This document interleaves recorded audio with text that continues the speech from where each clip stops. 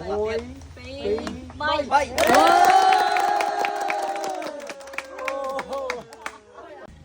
យើងទៅកន្លែងទឹកផុសមួយទឹក7ពូហ្នឹងគឺគេឲ្យអត់ឲ្យយើងជិះម៉ូតូចូលទៅប៉ុន្តែចូលទៅចិត្តទេយើងអាចដើរតែមួយផ្លែទេយើងអាចទុកម៉ូតូនៅខាងមុខ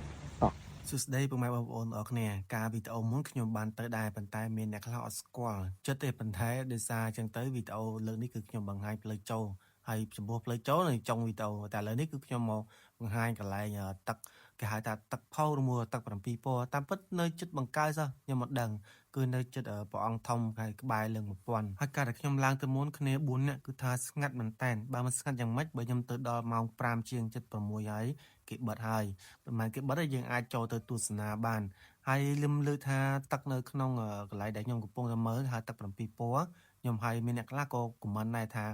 កាលណាដែលយើងកាន់តែហូរកាន់តែទះដៅខ្លាំងគឺទឹកនឹងគឺកាន់តែពុះខ្លាំងកាន់តែ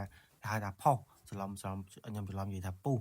គឺផុសពីក្រោមមកដូចបងប្អូនដូចខ្ញុំបង្ហាញអញ្ចឹងណាហើយដូចក្បាលវីដេអូដែលខ្ញុំដាក់ស្រែកហៅទាំងអស់គ្នាមិនអញ្ចឹងកន្លែងហ្នឹងកាលពីមុនមកអត់ទាន់ធ្វើរបងប៉ុន្តែដោយសារមានបងប្អូនគាត់ទៅលេងទៅគាត់ចុះអីអញ្ចឹងណាអញ្ចឹងទៅក៏គេធ្វើការហាមដាក់របងជុំវិញប៉ុន្តែយើងអាចលុបមុខមកខាងក្រៅដូចខ្ញុំនេះដែរហើយទៅខ្ញុំទៅដល់កន្លែងហ្នឹងម្ដងណាគឺខ្ញុំតែងតែយកទឹកហ្នឹងលុបមុខជានិច្ចហើយពេលខ្លះមិនត្រឹមតែលុបមុខណាខ្ញុំយកមកផឹកទៀតនោះសិនបើបងប្អូនទៅដល់កន្លែងហ្នឹងកុំភ្លេចចូលនៅកន្លែងហ្នឹងផងដើម្បីសុំសេចក្តីសុខស័ក្តិសិទ្ធិអីចឹងទៅហើយទឹកកន្លែងនេះគឺពិតជាស័ក្តិសិទ្ធិមែនតើខ្ញុំឃើញតាមបណ្ដាខេត្តមួយគាត់តែងតែខ្ជាប់យកទៅផ្ទះជានិច្ចហើយនេះគឺផ្លូវដែលខ្ញុំជិះទៅយើងជិះមកពីព្រះអង្គធំយើងចុះមកវិញ